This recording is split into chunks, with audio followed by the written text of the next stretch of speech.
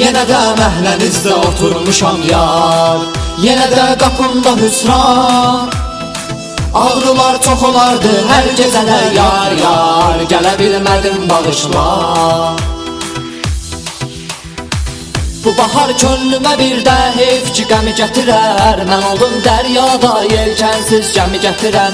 Çiçəklər baharı sevdiyi qədər də sevdim ki, hələ də səni sevirəm yar, hələ də səni sevirəm. Ey Xuda bəxş elə yarın üzünü bir gecəlik, var yuxular mənə xoşbəxtlik qismət eləsin. Ya da itirim belə yaddaşı silim bir dəfəlik, yaddaşım ömrə səfa çəkməyə xidmət eləsin. Nə qədər eşqimizin ey gülünə pünhan olan, aşikar eyləməsəm ürəyimdə qan olacaq. Nə qədər gül üzünə, həsvətinə qəm çəkəcəm, daxilim çöküm mənim tarim aram.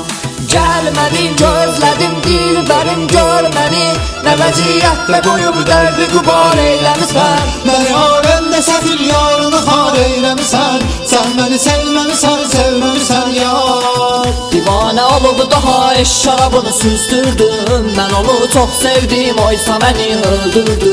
Üstümə qəmlə dolu yağış kimi yaxsan da, haqqımı halal etdim, özgəsini güldürsün. Mən silmiş adamı yad edirəm hər gecələr, qəlbə xoşbəxtlik üçün vaad edirəm hər gecələr.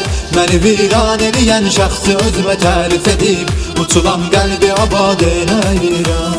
Ümidun bir çələk hörmüşəm mən gülüm, nə qədər gözləyəcəm ey fələyim ver ölüm. Dünyamda dünya qurub arzuladım sənlə gülüm, amma ki əlin yenə çatmadı ki arzulara.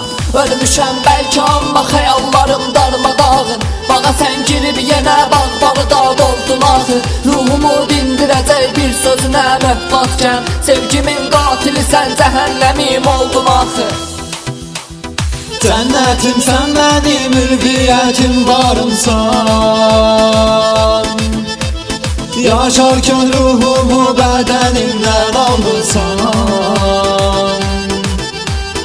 Gözlərimi yolda qoyan intizarımsan, sən mənim Əzrailim, canımı alanım.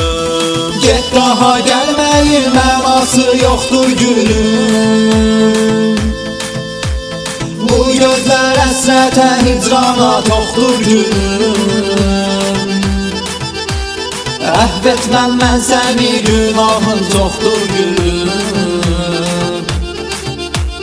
Sən məni viranə eləmirsən, getmirsən. Cənnətim sən mənim ülviyyətim varımsan, yaşarkən ruhumu bədənimdən almısan. Gözlərimi yolda qoyan intizarımsan, sən mənim Əzrailim, canımı alanım.